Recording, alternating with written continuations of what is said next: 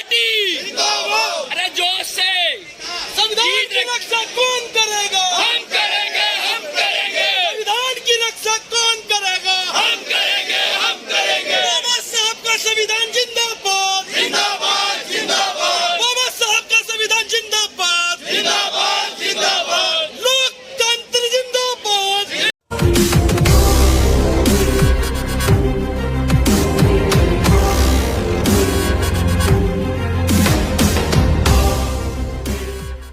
इस जीत के लिए मैं मंगलौर की जनता को भी बधाई देता हूं और कांग्रेस कार्यकर्ताओं को बधाई देता हूं, बल्कि मीडिया को भी मैं थैंक यू मीडिया कहना चाहता हूं। उन्होंने निर्भीकता के साथ भाजपा की जो गुंडागर्दी थी उसको जो है हाईलाइट किया, उसको आगे लाए ताकि और उनकी गुंडागर्दी को रोका।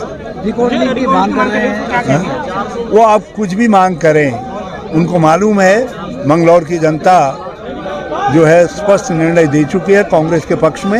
यदि उसको अब सत्ता के बल पर पलटने की कोशिश की गई तो फिर 6 महीने में धामी सरकार को उखाड़ फेंकने में उत्तराखंड की जनता जुट जाए। कांग्रेस की बड़ी उपलब्धि मिली, बड़ी उपलब्धि है, बहुत बड़ी उपलब्धि है। मैं कांग्रेस अध्यक्ष सहित पूरी कांग्रेस पार्टी को बहुत बहुत बधाई देता हूँ, कांग्रेस कार्यकर्ताओं को बहुत बधाई देता हूँ। जनता का बहुत बहुत धन्यवाद करते हैं जिसने कौमी एकता बनाए रखी, क्योंकि वहाँ हिंदू मुस्लिम सिख ईसाई सबने काजी निजामुद्दीन जी का सहयोग किया, कांग्रेस पार्टी का सहयोग किया। और जो भारतीय जनता पार्टी लट पर वोट लेना चाहती थी, हमारे बुजुर्गों पर, हमारी महिलाओं पर, हमारे नौजवान बच्चों पर जो लाठियां बरसाई, उसका जवाब जनता ने वोट से दिया और भारतीय जनता पार्टी को हरा कर ही दम लिया। क्योंकि भारतीय जनता पार्टी प्रशासन के बल पर वोट लेना चाहती थी, मगर हमारी जनता ने पहले से ही मन बना चुका था कि जो भारतीय जनता पार्टी ने जो वादे किए थे, हम युवाओं को रोजगार देंगे, हम महंगाई कम करेंगे, हम किसानों की आय दुगनी कर देंगे, वो सब उनके वादे झूठ निकले। तो वो झूठ का जनता जान चुकी है। तो इसलिए हमारे कांग्रेस के प्रत्याशी काजी निजामुद्दीन को यहाँ से जिताकर भेजा। बद्रीनाथ से भी हम जीते और हिमाचल से भी हम जीते।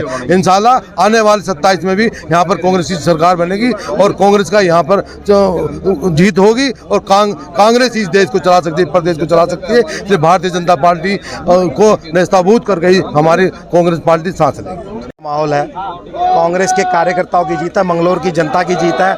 जिस तरीके का चुनाव इस बार लड़ा गया, मुझे नहीं लगता उत्तराखंड के इतिहास में ऐसा चुनाव लड़ा गया है। जितना गुंडा बल, जितना धल बल, जितना प्रशासन को परेशान करके प्रेशर में लेके कार्य करने का काम किया गया था, वो सब चित हो गया है और जनता ने बता दिया है कि जनता ही सर्वोपरि है। बाबा बद्री के आशीर्वाद से बद्रीनाथ जी भी जीते हैं, माँ गंगा के आशीर्वाद से, कलियर शरीफ के आशीर्वाद से ये दोनों सीटें हम जीते हैं और निश्चित रूप से 2027 में भी अभी सरकार को उखाड़ने का हम कार्य करेंगे।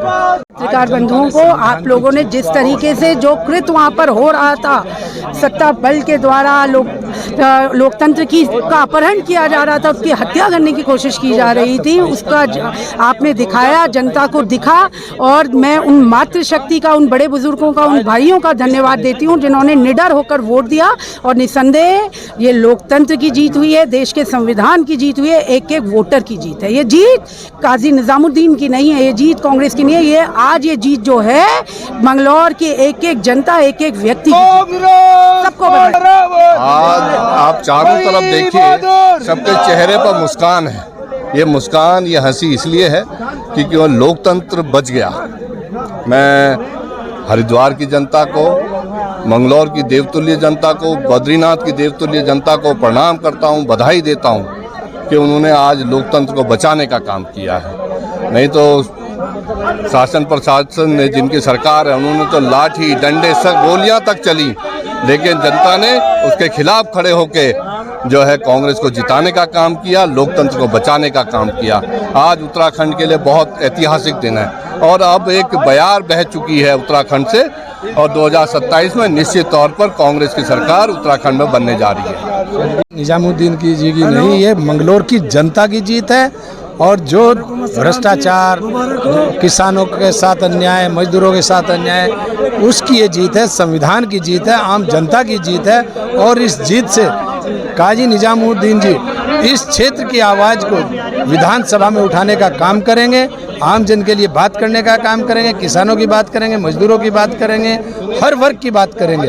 और इस जीत से इस प्रदेश में जो मैसेज गया है बद्रीनाथ और मंगलौर से, जो 2027 का रास्ता वो सुनिश्चित तौर पर आगे का रास्ता दिखाने का काम करेगा। 2027 में इनको उखाड़ फेंकने का काम करेगा और कांग्रेस की सरकार स्थापित कर यहाँ की आम जनता को राहत देने का काम करेगा।